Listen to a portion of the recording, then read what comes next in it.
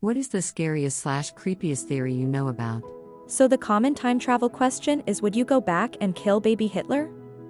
Well, imagine if that was you. To us in the current timeline, you would be a hero that killed someone truly evil before they had chance to corrupt or endanger anyone, but to the people of that time you are a monster, a baby killer. They couldn't exactly explain to people, I was sent from the future to kill this baby to save hundreds of millions of lives.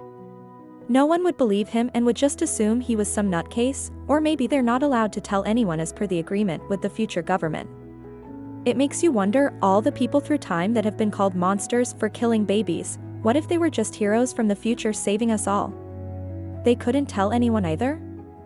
This isn't a theory, but I just think it's cool. You know how movies and shows always have this ancient alien race that came way before us, and we're the new species?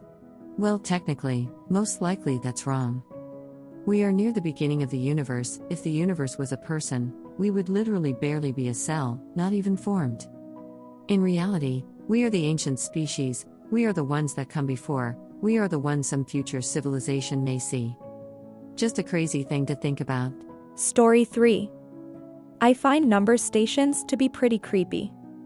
Their purpose is technically a theory, as the groups that broadcast them won't officially confirm even their existence for the most part.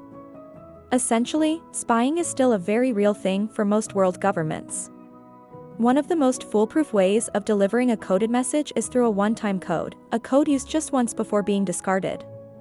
Your spy has the key, you have the message, and once the key is used it is discarded and the next message is sent using a different key. Additionally, shortwave radio is an extremely secure way of sending these messages. It sounds weird that a radio station anyone with a shortwave radio can listen to would be considered secure. But the beauty of the method is that shortwave radios are ubiquitous, cheap technology throughout most of the world. What looks more suspicious, a person traveling with a radio, or a person traveling with a sophisticated computer or satellite phone? While the signal can be received by anyone, it leaves no record of who received it and can't be intercepted and traced by a middleman.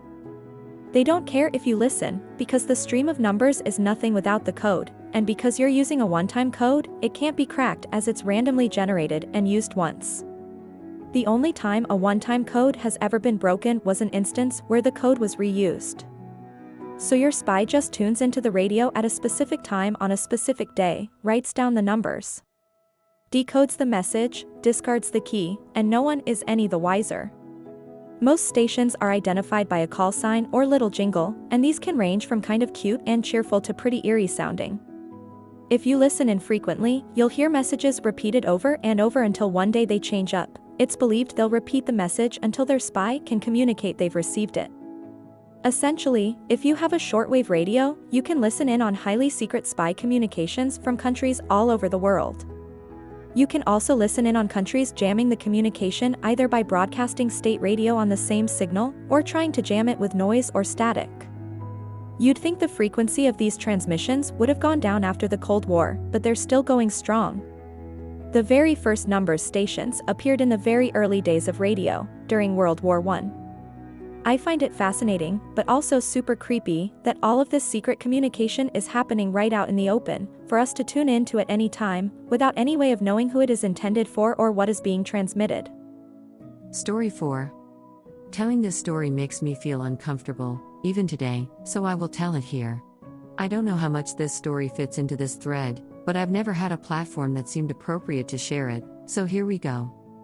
When I was 14 years ago, I moved from Iowa to Boulder, Colorado with my best friend Corey. We moved there during the month of August, and shortly thereafter I got a phone call from a number I didn't know. I answered it, and it turned out to be this girl that had attended the same high school as us, Ashley. Ashley had heard that Corey and I had just moved to Boulder, and she was calling because she, too, had just moved to Boulder to attend CU. She wanted to know if we wanted to get together sometime and hang out, party. Ashley was a couple years younger than us and we didn't run in the same crowds, so we didn't hang out much. But I remember her coming over to our apartment to smoke and chill once, then I remember asking her to get us weed. She did.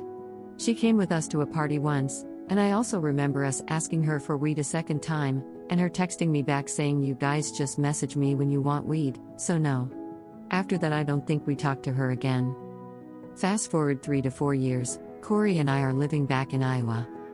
One night, I was out with a couple of people I'd gone to high school with, and we went to this dive bar called Thumbs. In the back of Thumbs there is a single pool table, which is where my group went because we had planned on playing. We got to the pool table, and there's Ashley, racking a set of pool balls. I was super surprised to see her there, so I walked right up to her and said something like, "Ashley, long time no see. What are you doing here? Did you move back from Boulder?" Ashley just stared at me for a second and then said, "What?" So I repeat myself and say, "Did you move back from Colorado? I haven't seen you since we hung out in Boulder."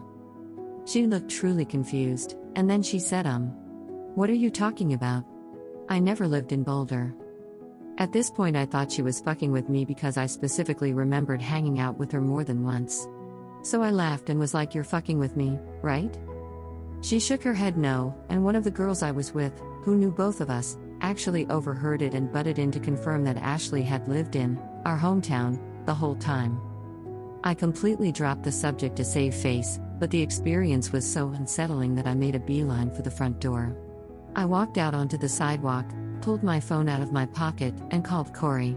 I said, "Corey, do you remember when we lived together in Boulder and Ashley came over and hung out with us?" And Corey said, "No man, that never happened. He was my best friend, so I knew he wasn't fucking with me, plus there was a 0% chance he and Ashley had ever talked to set something like this up." When I pressed the issue, he insisted that no one we had gone to high school with had ever moved out to Boulder, and that we certainly hadn't hung out with them. Since then, I've brought this up to Corey several times and his position has never changed. To this day, I don't know what happened. I specifically remember hanging out with her. She wore a tie-dye t-shirt when she came over the first time. And we hung out with her multiple times, I remember it so clearly. I still have those memories, but apparently they never happened. Even though the timeline matches exactly, she would have graduated high school that year and moved to Colorado in August for school. I know that the human memory is super unreliable, and I'm sure that's all this is, but that doesn't change that I am absolutely 100% fucking sure that this happened. 14 years later and I still stand by my story, wrong as it may be. Story 5. Not much of a theory, more of a conjecture, but fossilization is actually quite rare. It takes extremely specific set of circumstances for a dead organism to even become fossilized, let alone survive intact to the modern day to be found by humans. Because of this, there are likely millions of species we will simply never know about because none of them ever fossilized. For all we know, we might not even be the first intelligent species to evolve here on Earth. There could have been a species that formed a civilization at some point and then went extinct later on, but we'll possibly never know that because there are no fossils that formed/survived today.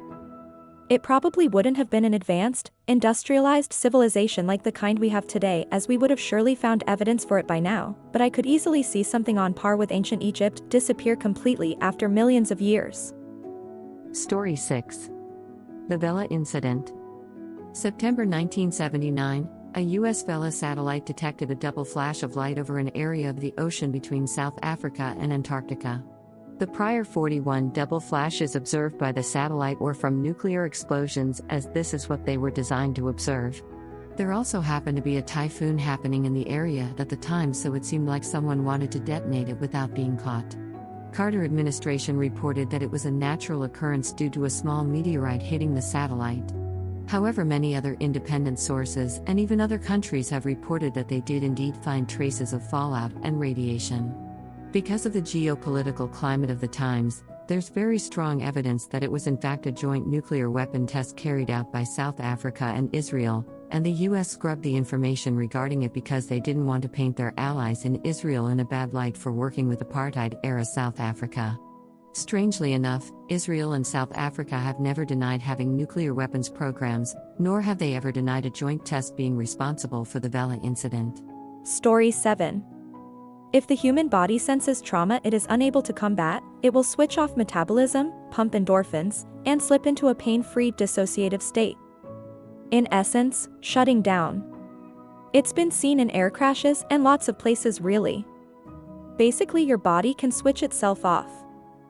Story 8. The last neuron in the brain can fire up to 72 hours after clinical death.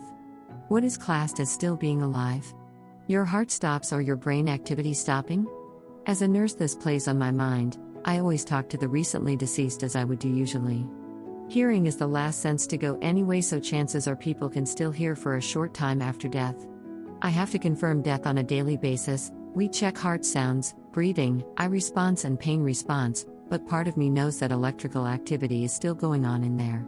I'm a hospice nurse and morbid thoughts are what I do best. Story 9. During the Challenger accident from 1986, whenever the shuttle exploded, the ground crews had the astronauts' EKGs and vital scans. After the explosion, the astronauts were still alive. Theory has it that they were cognizant the entire time until they crashed in the ocean. Story 10. The Dark Forest Theory. This explains the Fermi paradox, why we haven't seen any other advanced life forms despite the vastness of the universe. Other advanced life forms don't send out signals into the rest of the universe because they're worried that something more advanced and dangerous is going to find them first. There's another idea that other civilizations know there's something out there but don't send any signals because it has no reason to not wipe out the entire planet. There's a science fiction book based on this, and I think this quote explains it better than I can. The universe is a dark forest. Every civilization is an armed hunter stalking through the trees like a ghost, gently pushing aside branches that block the path and trying to tread without sound. Even breathing is done with care. The hunter has to be careful, because everywhere in the forest are stealthy hunters like him. If he finds another life, another hunter, angel, or a demon, a delicate infant, a tottering old man, a fairy or demigod, there's only one thing he can do: open fire and eliminate them. Story 11. Not a theory but a matter of fact. The Milky Way and many other nearby galaxies are hurtling towards the same point in space, being attracted by something. We don't know what because our view is blocked, but it's pulling galaxies towards itself. Big ones too. The Milky Way is a rather large galaxy. Whatever this great attractor, as it's been dubbed, is, it's insanely massive. Story 12. Cosmology can be disturbing. For instance, I recently learned of dead-end trips. There are some destinations that you shouldn't try for. It's possible to travel so far away from where you started that the expansion of the universe will exceed the speed you were traveling at. You can't return home, because home is receding faster than you can travel. You can't reach your destination, because it too is receding faster than you can travel. You can no longer get anywhere, only get further away from everything. You cannot reach any destination, even if you travel forever. Story 13. A lot of comments bringing up the Fermi paradox to explain the lack of evidence of extraterrestrial life, when by all accounts we should be seeing alien life all over the universe. Here's another, unsettling, explanation. If you're scuba diving above a coral reef, and you know that there should be fish all around you, but you don't see any, it's most likely that they have learned that for some reason it's important not to be seen. And since you're a newcomer to this environment, chances are it's not you they're hiding from. Story 14. This is one I had a couple days ago watching this video about Carl Sagan explaining the fourth dimension. The gist is if we all existed in 2 dimensions, we could only see or record events that happen in 2 dimensions. So if there were things in the 4th dimension we could never see or even imagine them. Imagine a 4th direction to move in. Carl Sagan explains it beautifully as if we were on a piece of paper, we could only see the cross-section of anything that passes through our world. Story 15. That humans almost went extinct. 70,000 years ago, a volcano in Indonesia erupted. There's theories that we have a genetic bottleneck around that time. Took our population down to 10,000 to 3,000, like the size of one small town. Lots of fresh genetic material died with those who were lost, and the resulting inbreeding could have resulted in some genetic diseases that have made their way into humans today. Without this event, we may have advanced faster and be healthier people today. Story 16. Basically, heat exchange theory. That one day all of the heat we use in order to create energy will be expended and the universe will be stuck in a heat lock. Story 17. Basically, heat exchange theory. That one day all of the heat we use in order to create energy will be expended and the universe will be stuck in a heat lock. Story 18. Philosophical zombies. Theory that a good portion of the human race lack conscious experience.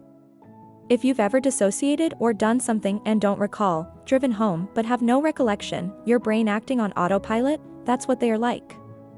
They do everything required to be human, they ape emotions, go through life. They just lack sentience. Story 19.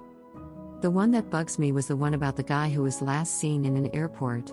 There's video of him just wigging the fuck out and running away at full speed. They linked the surveillance footage and you can see him run all the way off the premises. He was never seen again. There's lots of theories about what happened. None I want to look too far into. Story 20. There is a theory which states that if ever anyone discovers exactly what the universe is for and why it is here, it will instantly disappear and be replaced by something even more bizarre and inexplicable. There is another theory which states that this has already happened. Douglas Adams. Thank you so much for watching. If you enjoyed my video, do like and subscribe and check out my other videos. If you want, you can support me on Patreon from below, where I post wholesome content every day to raise funds for my dad's ongoing tumor treatment. Have an absolutely fantastic day, my friend.